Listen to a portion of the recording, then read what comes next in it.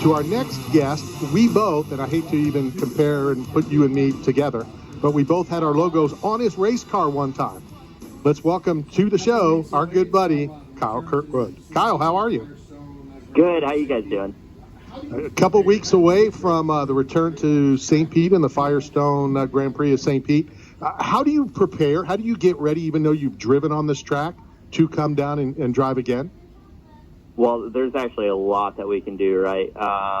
Like, for instance, just a couple of days ago, we were in not St. Pete, but Sebring, Florida, doing some testing, which is similar weather conditions, similar track, I guess you could say. And but a lot of what we do is on simulators, right? So we run sims on computers. We run sims with us drivers in the simulator, right?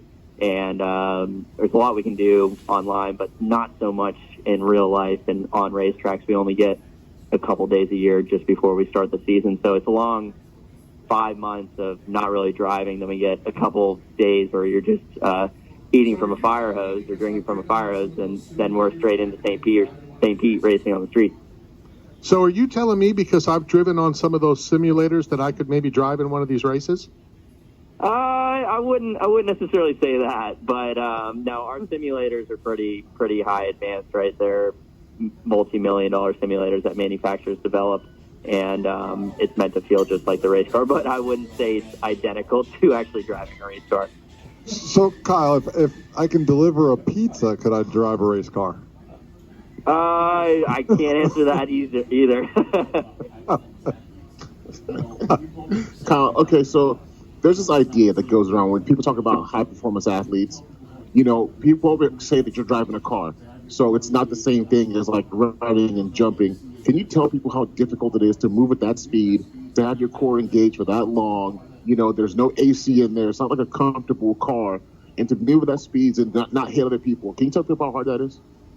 Yeah, that's a common misconception, isn't it, where people are like, oh, all you're doing is pushing pedals and turning a wheel, and it's not necessarily that, right? I mean, we're pulling 3 to 4 Gs in corners. We don't really have a power-assisted brake. We're hitting the brake as hard as we possibly can. We don't have power steering, and we're making thousands of pounds of downforce. So the car gets very, very heavy in the high-speed corners especially, right? And it's hot. We have this aero screen now that doesn't allow a lot of air, and we don't have AC. We've got multiple layers of fire-resistant material on us, and it gets over 120 degrees inside the cockpit of the car. If you actually look at some of our heart rate data, we'll consistently be above, say my max heart rate's close to 190. I'll be at 170, 175 for a 2-hour period inside the car, given that it stays green the entire time. So it definitely is very physical, and it is very strenuous. I used to say, I want to say as a joke, but people didn't know I was joking. I'm like, yeah, when these drivers get hungry, they just pop a Hot Pocket in the microwave that's right there where the glove compartment used to be. And I had people believing that you guys could grab a snack while you're driving. Yeah, no, we can't grab anything. The only thing we get is a bit of water, and it's based off of a pump on our steering wheel. We can hit a button and get some very lukewarm water in our mouths. Usually you're only using that during cautions, though, because you kind of forget about it going down the straights. You're so focused in. With the Firestone Grand Prix of St. Pete 2 weeks away, and you're prepping for that, when do you start prepping for the race after that and the race after that? You know, kind of like the NFL, you know, they're looking at this week. They'll worry about next week as they get closer. But I don't know if you can do that, you know, and only have a couple days to prepare for the next race, do you? Yeah, well, we kind of prepare all the way through the off season, right? So we'll prepare for super speedways and permanent road courses and street courses, right, throughout the off season. So we can kind of just switch in and out of it. So as soon as we leave St. Pete, we're already focused on the next event. Granted, St. Pete to the following event, which is Texas, is a month span, right? So we have a long time to kind of get ready for that. But once we get into the thick of things, which is like May, June, July, where we only have a couple days between events, yeah, it does get kind of tough, and it's hard to kind of switch out of every single weekend into a new event and into a new track. But that's where this time that we have a little bit of time off, we can start to focus on all that stuff. Are there rivalries out on the track? Like, you know, all sports players and sports teams have guys that they compete a certain way with. Maybe there's another driver you don't like that you're competing against harder than anybody else on there. different drivers drive different ways. What's that process like for you as you're approaching every race? Yeah, I wouldn't say I don't have any true rivals. There definitely is drivers that have certain rivalries with certain people, right? And I think that's pretty well known who those people are. But for me, the only thing I would say is certain drivers drive certain ways, and so you kind of have to change the way you race them based on what you've already known and how they race, right? So it's kind of just predicting what you expect this person to do. So that was something that was all new to me coming into the IndyCar Series last year. Is all these new drivers I've never driven against, I got to learn their tendencies, and that's something that I probably know a lot better now than I did last year. All right, so we're 2 weeks away from the start of the season, the Firestone Grand Prix of St. Pete. Have you ever caught yourself either in a race or in a warm-up lap or whatever, kind of just like enjoying the view? Yes. I'm a Florida native, right? I'm born and raised in Jupiter, Florida, and I still live there. And it's so nice to come back to St. Petersburg, where you're next to the water. You're in downtown St. Pete, a place I used to visit when I was a little kid.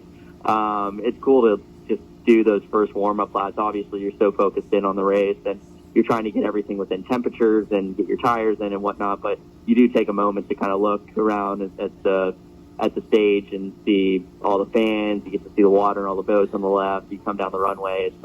It's definitely not the worst views you could have at a racetrack. So that's one of the better ones for that.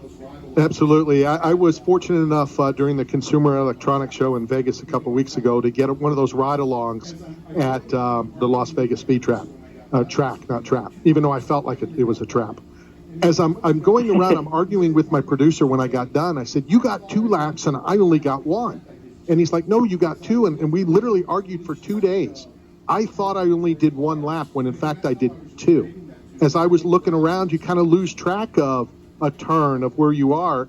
And that's how I was relating that to, that I looked around and missed a lap somewhere. Yeah, that's a common thing in oval racing. Sometimes once you've done 200 laps around a place, you kind of forget which direction you're pointed, right? Especially if the 2 corners are the same direction, or very similar in geometry. But that's something you should probably look into if you forgot you did an entire lap. So Kyle, in Major League Baseball, they have different levels and leagues, A, AA, AAA, up to the Major League. Where are you at in the race career? What is the pinnacle of racing? And I know there's leagues to get to where you are and how you, and where are you at in your process? Yeah, so that's a good question, right? Because a lot of people look at NASCAR and F1 as the pinnacle, NASCAR being in the U.S., but IndyCar is also a pinnacle, right?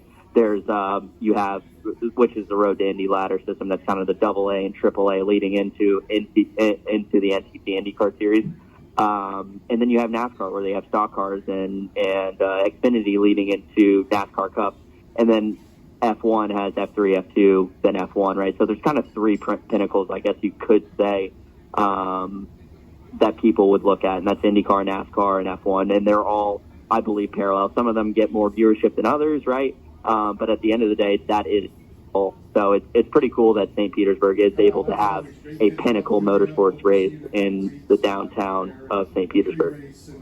Kyle, as always, great catching up with you. Hope to see you in a couple weeks down there, the pre-race and all that kind of stuff that we do. I know we have your address. We're going to send you a care package from 8 Man Strong, as well as a case of salsa from Blue Smoke Salsa as well. Awesome. I appreciate it, guys. Thanks for having me on. All right, Kyle, we'll talk to you again real soon. Kyle Kirkwood returns to the Speedway, and you need to go down to this, Caleb, and watch the race. I know we went down, but go down, catch the race, enjoy it. The atmosphere, everything is kick-ass. Speaking of kick-ass, he's on when we return. This is Knockout Radio, brought to you by 8 Man Strong and Staff Zone.